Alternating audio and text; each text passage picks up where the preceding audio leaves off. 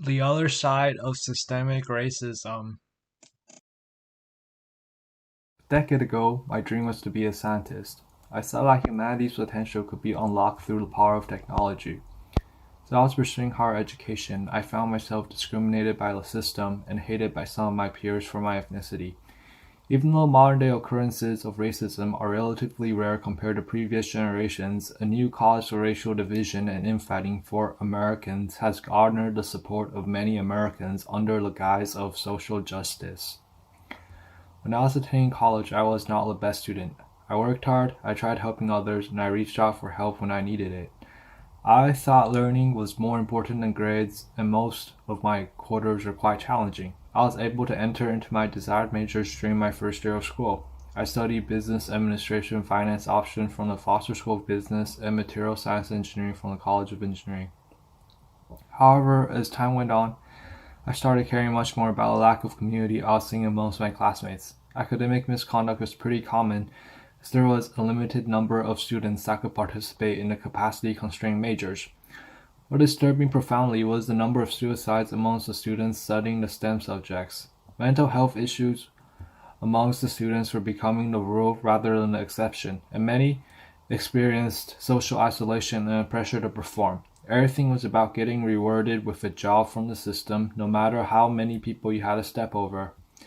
On top of this, many students, especially conservatives, were afraid to express their views inside the classroom because political correctness played a huge role in stifling discussions. On top of this, several faculty members were targeted for their views and and the student population asked them to be fired for their political orientations. The corruption of the system that public universities and the damage they have done to our society was clearly revealed to me in my final quarter of school, which was approximately January to March 2020.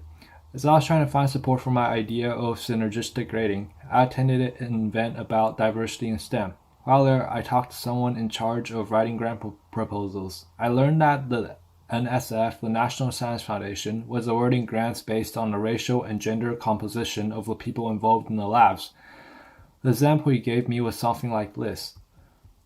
Here, the higher values means that having the person in the lab would improve their chances to secure funding.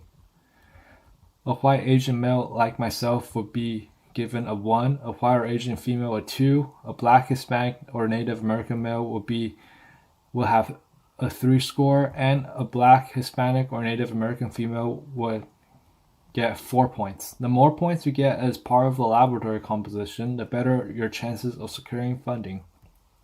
In scientific research, receiving funding makes the science possible. Scientists across the nation compete for federal grants. Although I am in part personally responsible for not having obtained a formal lab position through my time at the University of Washington, the system was unknowingly rigged against me.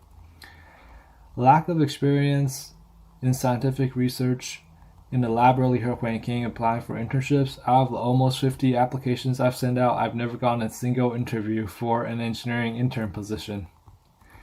Even though I was someone that had always reached out to people to help them academically regardless of their ethnicity, I learned that I was systematically discriminated against in finding a research position, which accordingly set me back in finding an internship and eventually a job. Back in high school, I've even spent time in 2 of my summers to volunteer to help underprivileged children improve their math skills. In addition, I spent the majority of my time in college advocating for ways for the students to become incentivized to help each other to foster a sense of community. Growing up while mostly raised by my dad, dealing with social anxiety and being bullied occasionally, my life had its own set of challenges, and the systemic discrimination dressed up as an attempt for social justice does a complete disservice to the reality of fairness. On our occasion, I was attending an event in celebration of Martin Luther King Jr., and this student group, which I will not name, hosted the event. It turned out that I was the handful of non-black students in the room of about 50. They added me on their email list and invited me to the next meeting. They were rude enough the first time, however, at the second meeting, I was excluded from attending due to my skin color being lighter than theirs. The 2 counselors that were present said that they were trying to create a space for their people and asked me to leave because I wasn't black. I later found out that because public funds were used to create a space, it was illegal to have excluded me. But ideologies that fuel hate do not care about legality.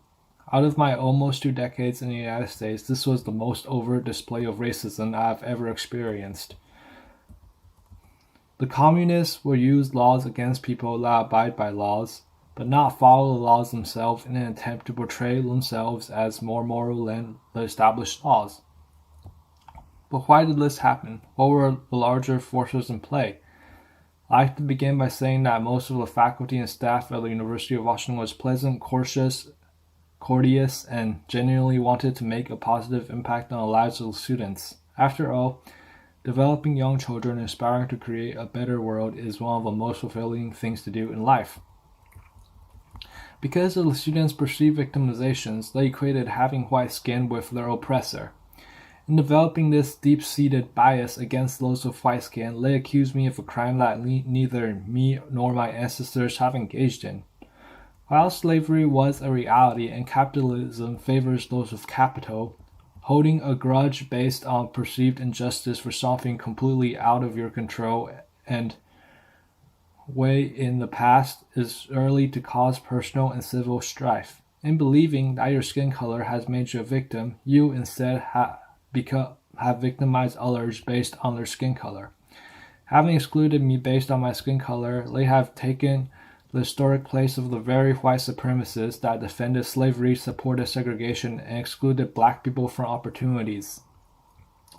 Now that the people that started and supported affirmative action may have had good intentions, but what it leads to is racial strife, imposter syndrome, and a huge distractor on how opportunities are created here in the United States. Opportunity comes from local communities and social connection. If we are talking about barriers to advancement, it would be recent government policies that fuel resentment amongst the populace for each other. Under the guise of social justice, the communists are instigating racial warfare. Rather than using factors like age, blood type, obesity, and income for COVID-related outcomes, they are using curated data to legitimize the concept of race and representing disparate data to make the point, race makes us different. It matters more than your choices, your character, or your individual person. By telling us and acting in ways that make our race a bigger part of our own personal narratives, they are stripping away our autonomy and our say in defining who we are as a person and what we have to offer to the world. Communist forces have hijacked much of the political platform, with many supporters not understanding the end of communism. When the state has supreme power, they can push eugenics-based interventions based on perceived ethnic superiority, take away our rights to freely move in the country, and usurp local communities who are neighbors rather than the state take care of each other. Communists know that to destroy America, they will have to do so from within. This is how they turned no-brainer issues such as energy independence, border security, and the destruction of American jobs into hyper-partisan points of contention. Fast forward, we see a pandemic instigated by what is most likely the result of the gains of function laboratory experiments. Thank you for watching this video. That gets peddled to the media. There are some ways you can connect with and or support for decades. Please like, comment, and subscribe, along with sharing it with your friends. Our scientific literacy through various means. And may God be with you. They created a schism between science and God and made math to be an exercise of rote repetition, causing many never to learn the language of science. I look forward to hearing from you. We are seeing how technology is enslaving the masses and creating the nightmare of surveillance capitalism and authoritarian communism. When we find ourselves divided and perceive our differences to be irreconcilable, we have to dig deep and wonder why. The only way the advocates for centralism will win is if we let them divide us to the point where it causes ourselves to destroy each other. As a final point to this video, I am not denying the systemic racism of America in the past. I recognize the Native Americans had their families torn apart as their children were sent to boarding schools where they were indoctrinated with Christianity and afflicted with the trauma of being ripped away from their culture. I know about how the welfare state incentivized black mothers to be single and how mass incarceration destroyed black families, distinct an underclass of felons.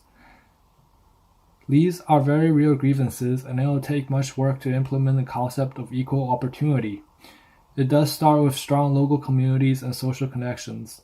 It will take much more than political slandering, virtue signaling, and blaming the other side to fix any of our grievances.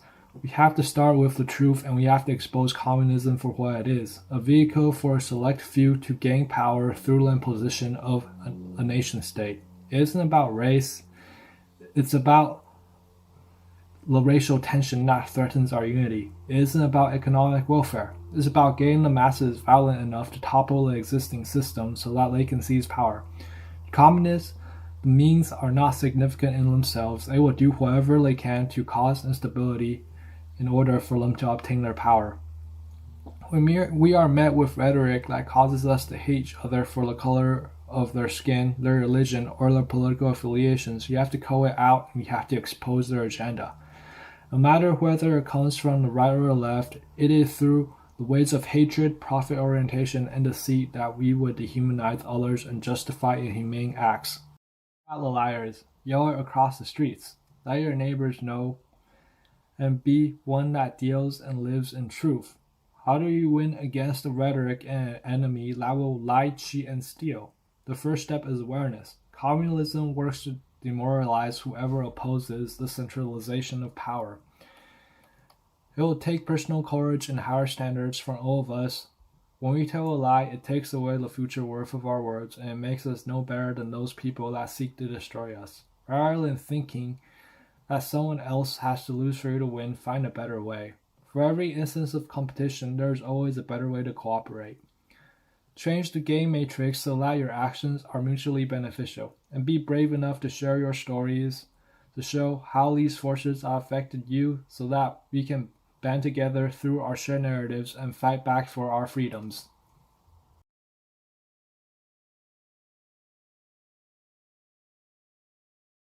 Thank you for watching this video. Here are some ways you can connect with and or support me. Please like, comment, and subscribe, along with sharing it with your friends. And may God be with you, and let's work together as we bring His kingdom, His truth, and His love into this world. I look forward to hearing from you.